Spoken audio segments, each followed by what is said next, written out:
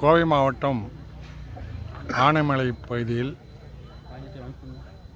பல்லாண்டு காலமாக கிறிஸ்துவ மதத்தினர் அவர்களுடைய சுடுகாடாக பயன்படுத்தி வந்த 45 சென்ட்டுக்கு அதிகமான நிலம் அவர்கள் தொடர்ச்சியாக இந்த இடத்திலே மயான பகுதியிலே அவருடைய கல்லறைகளை காலங்காலமாக பயன்படுத்தி வந்திருக்கின்றார்கள். இந்த அவர்கள் பயன்படுத்தி வந்த இந்த மயானத்தின் அரசாங்கத்தினுடைய ரெவென்யூ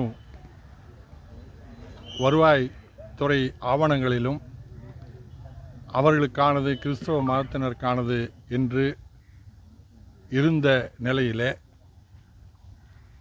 இடையிலே இதை சுற்று வட்டாரத்தில் சட்டவிரோதமாக வீடுகளை கட்டியிருப்பவர்கள் சட்டப்படி ஒரு மயானம் ரெவென்யூ வருவாய் நிர்வாக ஆவணங்களில் பதிவாயிருந்தால் அதை ஒட்டி ஒரு 100 மீட்டர் தூரத்திற்கு வீடுகள் கட்டக்கூட பஞ்சாயத்தோ நகராட்சியோ நகரமன்றமோ அனுமதிக்கக்கூடாது.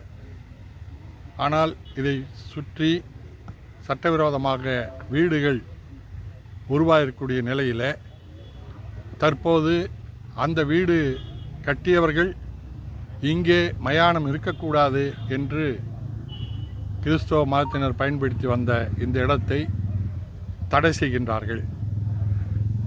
அவர்கள் 100 மீட்டர் சுற்றளவுக்கு வீடு கட்டக்கூடாது என்ற நிலை மாறி காலங்காலமாக இருந்த மயான பூமி இங்கே இருக்கக்கூடாது என்று சொல்வது சட்டப்படி தவறு, நியாயம் அல்ல. இதை எதிர்த்து கிறிஸ்தவ சகோதரர்கள் உயர்நீதிமன்றத்திலே வழக்கு தொடுத்து அவர்களுக்கான இந்த கல்லறை உள்ள இந்த மயான பகுதியை கிறிஸ்தவ மதத்துக்கு சார்ந்தது என்று தீர்ப்பு பெற்றிருக்கின்றார்கள் உயர்நீதிமன்றத்தில். அந்த தீர்ப்பை கிடைத்த பின்னால் சட்டப்படி ஆவணங்கள் இருக்கின்ற காரணத்தாலும் இதற்கு வேலி அமைக்கின்ற பணியில் அவர்கள் ஈடுபடுகின்ற போது பஞ்சாயத்தார் ஒரு சிலர் குறிப்பாக ஒரு மத பிரச்சனையை உருவாக்க வேண்டும் என்று நினைக்கின்றவர்கள் இதை தடுப்பது சட்டப்படி குற்றம்.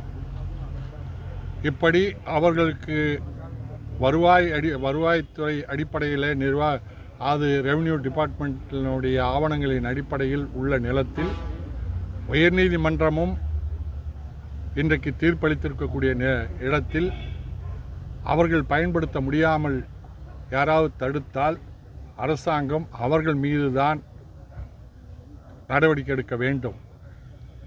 அவர்களுடைய கிறிஸ்தவ மதத்தினருடைய இந்த இடம் அவர்களுடைய பயன்பாட்டுக்கு முழுமையாக அரசு பாதுகாப்பு வழங்கி பயன்பாட்டுக்கு விட வேண்டும்.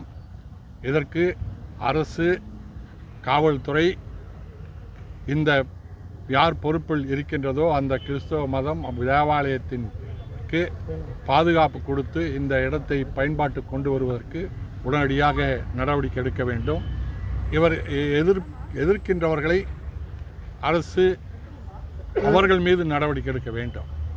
ஏன்னா இப்போது திருப்பரங்குன்றம் தீர்ப்பிலே கூட வந்தவுடனே அரசு ஏன் ஹைகோர்ட்டை தீர்ப்பை எடுத்துக்கலன்னு கேட்கக்கூடியவர்கள் இங்கே ஹைகோர்ட் தீர்ப்பை மதிக்காமல் அந்த உயர்நீதிமன்றம் கொடுத்த தீர்ப்புக்கு எதிராக இப்போது இந்த பகுதியை சார்ந்த கிறிஸ்துவ மதத்தினருடைய உரிமையை பறிக்கின்ற வகையில் செயல்படுவது இது சட்டவிரோதம்.